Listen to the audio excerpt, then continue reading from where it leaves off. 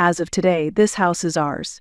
Everyone else, please leave, said the unexpected relatives who visited. It was only a few days after Bradley passed away. 9 of them appeared out of nowhere at our house, claiming it was theirs. I just laughed at this. They, knowing nothing, looked at me suspiciously and demanded an explanation. Don't you know? Actually, this house is already mine, I challenged them, and revealed the wish Bradley had entrusted to me. Hearing this, they were shocked, their faces turning pale. I, Hazel Thompson, am 52 years old and work in the kitchen of a dining establishment. Hazel, can you work overtime today? No, manager, I've already told you that I can't. That's right. Her husband is still hospitalized, so we should have asked someone else to cover until he returns. My apologies, Hazel. You can go home on time without any issues. Our restaurant is a popular Chinese restaurant in town, known for its cost-performance ratio and beloved by people. The dishes offer great value, which is why we're busy with many customers every day. I used to not mind working overtime, but lately, since my husband Bradley has been suffering from severe cancer and living in the hospital, I have been leaving work on time. He is 2 years older than me, and we've been married for 30 years.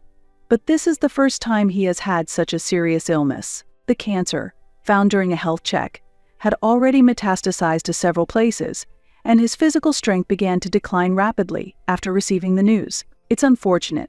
Staying home all the time and working from home caused my strength to decline. He was an interior coordinator, working freelance from home, able to complete his job with just a PC. Thanks to him, I was able to avoid doing household chores and work freely all day. However, since he fell ill, I asked for consideration at work and adjusted my working hours. I start early in the morning and leave early when the shop starts to get busy. I want to provide his care as much as possible and have asked those around me to allow this. Everyone, I'm sorry for always causing trouble. What are you saying? Don't be so gloomy, it'll worry your husband. Really. Just act cheerful and take good care of him. Don't worry, the manager will take care of everything if something happens. Who do you think we are? Laughed my colleagues, joking around. When I asked, everyone accepted without any complaints. Moreover, they even suggested I leave early. The manager was concerned about my financial loss and adjusted the shifts to create the current work schedule. I am grateful to be able to work in such a wonderful workplace. When peaceful days return, I intend to properly reciprocate. Thinking this, I expressed my gratitude to my colleagues and signed the attendance book. I quickly prepared and hurried to the hospital. Ah, you must be Mrs. Thompson.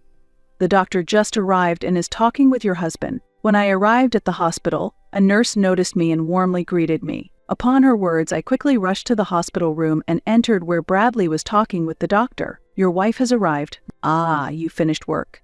Thank you for your hard work. Bradley is older than me. Originally, he had a youthful face, and often people would think I was the older one. But since his cancer diagnosis, he seems to have aged rapidly. Now, he might look older than his actual age. His face, now thin, lacks the liveliness it once had, and his smile is weak. I won't be defeated by the illness, he initially said with a smile, but the body is honest. Contrary to his bravado, he is weakening day by day. I was just explaining the details of your husband's condition. How is my husband's condition? Doctor, please let me share the rest. Just as I was about to get information from the doctor, Bradley suddenly interrupted. At that moment, an ominous feeling brushed through my mind. The doctor seemed to sense something too, and quietly left the room with a nod. Hey, Hazel, how much time have we spent together since we got married? Bradley suddenly said, while looking out the window. Worried about his condition, I answered hesitantly. 30 years. 30 years, ha. It felt long, but looking back, it was like a moment. Stop it. It sounds like you're saying it's almost the end. Maybe another half a year, Bradley murmured as he reminisced. His words sounded as if he had accepted the end of his life, and I hurriedly tried to stop him. However, he started talking over me, avoiding my gaze. Just hold on for another 6 months. Really, it might even be sooner. I know my body better than anyone. Bradley slightly smiled as he looked down. The moment I heard his words, my worst fears seemed to become reality, and tears started to fall. I'm sorry for making you sad. I promised when we got married I would never make you sad. Bradley noticed my tears, chuckled awkwardly, and gently wiped them away. Tears welled up in his eyes too, and seeing this made me cry even harder. With a trembling voice, I couldn't stop crying. I'll need to apologize to your parents when I get there. I'm truly sorry for making their daughter sad. Stop it. Once he was gone, I would be alone for the rest of my life. We used to laugh and talk about staying together until the last moment. When Bradley spoke as if he had given up all hope of living, I couldn't hide my anger. Don't talk like it's all decided. Don't say such sad things. Hazel, nothing is decided yet. Medical science is advancing each day. Also, if we look at other hospitals, there might still be other possibilities. I'm going to pass on. Hazel. When I screamed, unable to accept reality, he gently held my hand and continued quietly. I'll be leaving this world soon. No, I absolutely hate that idea. Before I'm gone, I want to do everything I've wanted to do. I want to cherish every moment with you until the end. With that, Bradley began to talk about his plans for the coming days. I don't want to spend my remaining time in the hospital. I want to go home with you. And, Hazel, I know you're busy with work, but could you take a few days off? I want to go on the trip we had planned before. I want to fulfill all your wishes. So, please, Bradley said. Seeing his words and his posture, I painfully realized that this was not just a dream, but reality. I felt there was no more hope. Accepting that fact, I respected his wishes and, holding back my tears, I conveyed his intentions to his doctor. The doctor respected our decision and promptly arranged for his discharge. For safety, additional tests were conducted, and he was able to leave the hospital the next day. Thus, Bradley spent his last days in this hospital. Bradley, I came to visit. Hey, how are you feeling? Ready to go to the other world yet? Just kidding. Hazel, you're here too? I thought it was just Bradley. Sorry. Since we had some time before dinner, I decided to stay in the room as long as possible to be with him. Suddenly, Bradley's mother and his brother Marcus and Marcus's wife, Rita, came to visit. It's been a while, Marcus. Bradley's brother, Marcus, is 55 and works in construction but often skips work and holds no position at his age. He just goes through the motions day after day. His wife, Rita, is 34 and beautiful, but her expression is stern and her speech is rough. Her dominating attitude is notably different from the usual behavior towards others, and for some reason, it stands out to me. Despite being 74, his mother is very youthful and full of energy. However, her greed is clearly visible on her face. She loves Marcus abnormally and looks down on Bradley. I truly despise Bradley's family. Marcus always makes insensitive jokes, and Rita probably hates me as well. From the first time we met, she regarded me as an enemy and never misses a chance to make snide remarks. My mother-in-law doesn't treat us as humans and constantly irritates us. She sees Bradley not as a son, but as a money tree. She makes financial demands as soon as we meet. Marcus has a big family, doesn't he? You two don't have kids and both of you earn, so you must have some financial leeway. Could you provide a little support? This kind of monetary demand has become a norm. Marcus's family, including his mother, is a family of 9. After his previous wife ran away, he remarried while having 4 children. He has 2 children with Rita, and their household finances are extremely tight. They can't live on their income alone and are always asking us for financial help. What's with the crowd? What an attitude! Isn't it cold to treat your own mother like this? Bradley, take better care of your mom. She's been very lonely since your father died. In fact, his mother's odd behavior started after the death of her husband. He was a strict and rational person. When he was alive, she did not act the way she does now. The entire family was united and spent time together harmoniously. But after his death, it was as if all restraints were lifted, and she changed completely. Previously, Bradley's father would encourage her to be considerate towards us, but now it seems she has no reason to accept me. She started talking about money all the time with Bradley. Marcus had previously run away with another woman, and during that time he was disowned by his own father. After my father-in-law's death, the disownment was lifted, and he returned home with his new wife, Rita. This town supports child rearing, but raising 6 children requires considerable economic strength, which is challenging. Bradley was always dumbfounded by their unrealistic ideas. This month is financially tough again. Could you give us a little support? What? Please stop. Bradley is already struggling so much. What are you thinking? Please be quiet. This is a family matter. That's right. Furious at my in-law's irrational behavior, I couldn't help but yell. However, Marcus easily dismissed it. Next to him, Rita laughed mockingly, waving her hand as if shooing away a dog. Sorry, but we really can't afford to give you any money. Oh, that's troublesome.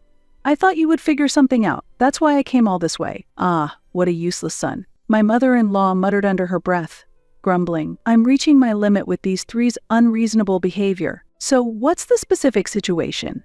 How is the cancer progressing and what about the prospects for discharge? Clearly, she was not concerned. Given her greedy nature, she probably had some selfish plans in mind. He has 6 months to live.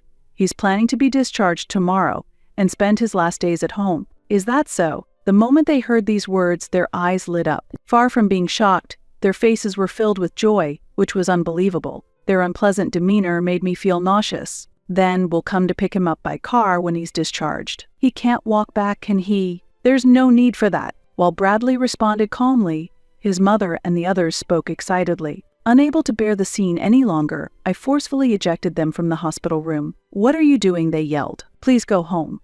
I will handle the discharge preparations myself, and your presence is not needed. I never want to see you all again." "What are you saying?" As my in-laws tried to argue, I quickly dismissed them, slammed the door shut, and locked it. I immediately explained the situation to the hospital staff and had the nurses prohibit visits from anyone but myself to ensure my in-laws couldn't contact Bradley. "I'm sorry, Hazel. I've caused you trouble. Why don't you stand up to them?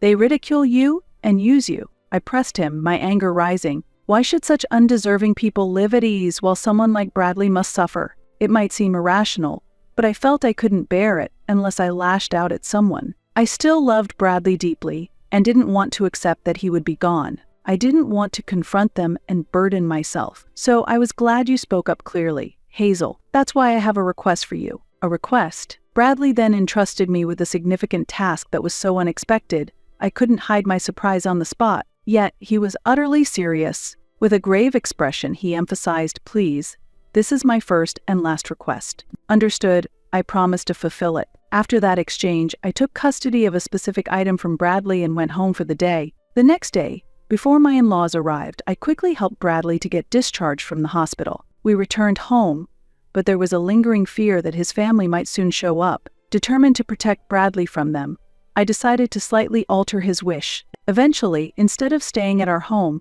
I asked an acquaintance if we could live in their villa for a while. "It's sad to leave our home, but as long as you are with me, anywhere is home." Bradley smiled shyly at that, and I couldn't help but blush. After explaining the situation at work, I took a long leave of absence. My wish was to be by Bradley's side until his last moments. With the help of friends, Bradley spent his remaining days quietly, and his end came peacefully. 6 months later, he quietly passed away. At the funeral, I saw my in-laws for the first time in a long while. I was on guard, expecting them to say something, but instead of showing sorrow, they just looked at me and smiled smugly. The moment I saw their unpleasant smiles, I felt a chill. What could this possibly mean, I wondered. Soon I would come to understand the meaning behind their laughter. After the funeral, as I was sorting through Bradley's belongings at home, the doorbell rang. When I opened the door, there stood my mother-in-law and Marcus, laden with numerous bags. "We finally found you.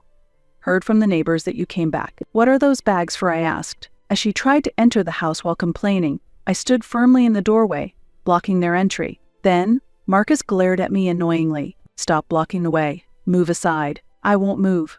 "What's in those bags? And have you brought your kids too? What are you thinking?" Behind Marcus, his entire family was present. It was a confusing situation, but panicking would play right into their hands. Clearly, they had concocted some plan and had come to our house with it. Confronting them firmly, I stood my ground. Then, my mother-in-law, with a mocking laugh, said something astonishing. "From today, this house is ours. You have to leave." Hearing her words, I was taken aback. My in-laws, all 9 of them, had audaciously planned to take over our home as their own. Faced with their unimaginable audacity, I was at first speechless and silent. My son's possessions naturally belong to his blood-related family, don't they? "He has left this will for us," my mother-in-law said, showing me the will while laughing. However, upon hearing her words, I couldn't help but burst into laughter, overwhelmed by the absurdity of their actions. "What's so funny?" My reaction seemed to irritate them. Rita peeked out from behind Marcus, glaring at me angrily. Wiping the tears from my laughter,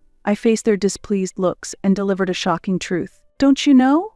Actually, this house is already mine." "What?" said my mother-in-law. "What?" echoed Marcus. My statement left them baffled and dumbfounded. Their clueless expressions brought another wave of laughter from me. But composing myself, I went to fetch some important documents from another room to deliver even more astonishing news. "As you can see, I am now officially the owner of this house." Bradley had already transferred the ownership to me while he was still alive. "What are you talking about?" my mother-in-law exclaimed, her eyes wide with surprise. She hastily snatched the documents from me and examined them closely with Marcus. "It's true, it's been changed to her name. they murmured in shock. The document was official and the ownership was indisputably mine. As my claim was clearly proven true, Marcus and Rita raised their voices in protest. "What are you talking about? How come Bradley doesn't own the house anymore?" Unfazed by their shouts, I calmly continued. "He wanted to change the ownership to me before his discharge. He thought it would be more useful for the future if he transferred it to my name while he was still alive." At this point, my mother-in-law interrupted, thrusting her copy of the will at me. "This can't be.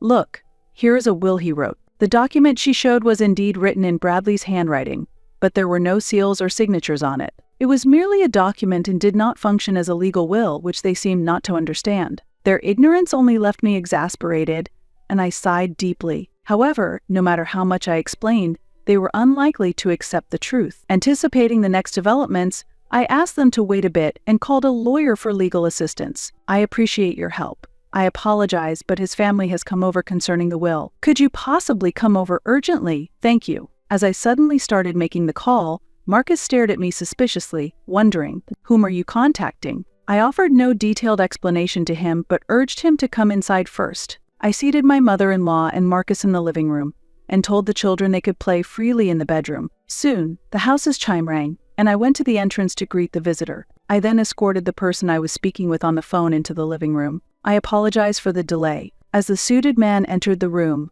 Marcus and the others immediately became more cautious. They glared at him with hostility. "I'm sorry for the inconvenience. This is Mr. Russell, the lawyer who has been helping us with Bradley's matters." "Russell? I called you because my mother-in-law brought a will." A lawyer, upon learning Russell's identity, my mother-in-law exclaimed in astonishment. "I got acquainted to him through a friend of the owner of the villa we were renting, and he had been briefed on the matter. Although he was young at 30 years old, causing Bradley and I to feel uneasy initially. He was reputed among his friends for his quick thinking and especially strong handling of family disputes. After a face-to-face meeting, we trusted him completely. Bradley and I had explained the entire situation regarding the inheritance and family troubles to Russell, and formally hired him as our lawyer. My in-laws seemed completely unaware that Bradley had hired a lawyer. They looked astounded, as if they had not been informed at all. Marcus and the others were also wide-eyed and at a loss for words. "Allow me to reintroduce myself. I am Russell. I am here at Bradley's request. I will be recording this conversation as legal evidence." Unlike Marcus, who dressed flamboyantly, Russell had a simple appearance with black, short-cut hair and clean, straightforward glasses. My mother-in-law seemed to forget why she came to the house as she was taken by Russell's presence. Russell greeted politely, prompting them to reflexively accept his business card. Seeing his business card and lawyer badge, my mother-in-law straightened her posture upon realizing he was a legitimate lawyer. Marcus and Rita also straightened up, showing tense expressions. Afterward, Russell and I sat on the sofa, facing my in-laws to start the conversation. Russell expertly operated the voice recorder, and the discussion began. "May I take a look at the will you have brought?" Russell asked in a composed tone. Perhaps feeling somewhat intimidated by his question, my mother-in-law's hand trembled slightly as she handed over the will. She was probably worried about not being able to secure the inheritance without someone like a lawyer to back her up. It's difficult to maneuver words cunningly against an experienced lawyer. She seemed concerned that the proceedings might turn unfavorable for them. Regardless, Russell calmly read through the will. After finishing, he looked at me and nodded slightly. "Thank you. I will return this to you now," he said, handing the will back to my mother-in-law with a polite smile. His reaction only fueled her anxiety further. "Was that really Bradley's will?" she asked. "Yes, indeed, it appears to be Bradley's will," Russell confirmed. "See, with this, the house becomes ours," she suddenly began to assert confidently. However, Russell promptly tempered her expectations by adding, "That will is an older version, though." "What do you mean?" the mother-in-law exclaimed in surprise. "It seems you did not catch that." "Indeed, the will presented is Bradley's, but the date is old. The will that is officially recognized as valid is this more recent one," Russell clarified. He then pulled out a newer will from his bag. This will was more recent than the one my mother-in-law had, and it read, "I leave all my assets to Hazel. The previous will I wrote for my mother is hereby revoked, and this document shall stand as my official will." "What? Let me see that." Rita snatched the will from Russell to verify it herself. It had a more recent date, a seal, and even a fingerprint impression, and it stated that a lawyer had officially been commissioned, making it clear which will was valid. Rita and Marcus's faces turned pale as they realized the situation, and my mother-in-law could only quiver her lips in shock. So, what is the effect of this will? Unfortunately, it is just a worthless piece of paper. That can't be. At that moment, Marcus furiously confronted his mother. Despite the lawyer's presence, he swiftly pressed her, accusing, "You said all the inheritance would be yours." Marcus's words were so fierce, it almost seemed he was about to become physically aggressive. Rita tried to intervene, but Marcus's strength overwhelmed her attempts to calm him, and he continued to shout abusively at his own mother. My mother-in-law cowered under Marcus's angry voice. The scene was truly chaotic. Seeing this, I sternly glared at Marcus and spoke in a calm voice. "Please stop causing a disturbance in someone else's home. It's really troublesome." "What did you say?" Marcus retorted. "If you cause any more trouble here, Russell will confirm everything, and if necessary, we will consider taking legal action." The mention of Russell's name seemed to snap Marcus back to reality. He was facing a lawyer. No matter how much Marcus, who was not well-versed in law, resisted, it was futile, and he nervously sat back down on the sofa. By the way, did Bradley truly write this will himself? I asked my mother-in-law amid the now silent room, as she claimed that Bradley willingly wrote the will during his hospital stay. I waited quietly for her to elaborate. "Yes, he did. Bradley wrote it for me while he was in the hospital," she said, unable to hide her irritation. "Really? Was Bradley happy to write it?" I probed further. Her irritation was evident as this questioning began to feel like an interrogation. "Enough already." "That's what I've been telling you. What are you trying to ask?" Rita interjected sharply, and my mother-in-law nodded in agreement. I caught Russell's eye and gave him a signal. Receiving my cue, Russell adjusted his glasses and nodded affirmatively to me. This was his way of giving the green light, and I was about to reveal a significant fact to my in-laws. "That's an interesting story, but it seems a bit off. Actually, hospital surveillance cameras recorded you forcing Bradley to write the will." As I spoke, I pulled out my laptop from my bag and inserted a USB drive provided by the hospital into the computer's port. Bradley had confided in Russell that he was coerced into writing the will. We informed the hospital of this fact, and they were cooperative, providing us with the surveillance footage. I quickly downloaded the data and displayed the video on the screen. "We'd be in trouble if you died and the inheritance didn't come through," my mother-in-law could be heard saying in a threatening tone as she coerced Bradley to write the will. The footage clearly showed her pressuring Bradley to write the will, with Marcus and Rita also present and involved. "If you don't want anything bad happen to your wife, just write the will quietly," they could be heard urging Bradley in the video. "Hey Bradley, just sign this and nothing will happen to her, so don't worry." This video was taken 3 days before Bradley left the hospital. My in-laws were questioning Bradley about the progression of his cancer to secure the inheritance. "No, it's not like that. It was just a joke that went too far, really. I saw a drama before going to the hospital where the villain looked so cool. I just imitated it without thinking. I didn't mean it seriously, please forgive us." As the situation turned against them, they hastily began to make excuses. Their words only fueled my anger further, and I sighed at their unsightly demeanor. If you had admitted it honestly, it would have been one thing, but trying to hide it clearly shows intent. "Russell, can we apply charges of extortion based on this?" "Absolutely, the statements provide sufficient evidence." He smiled broadly as he picked up the voice recorder. Marcus and Rita, realizing they had forgotten about the voice recorder, showed their astonishment. "That means, including compensation for the victim, we will be filing for damages against all of you." "This can't be true." "Wait a minute, Hazel.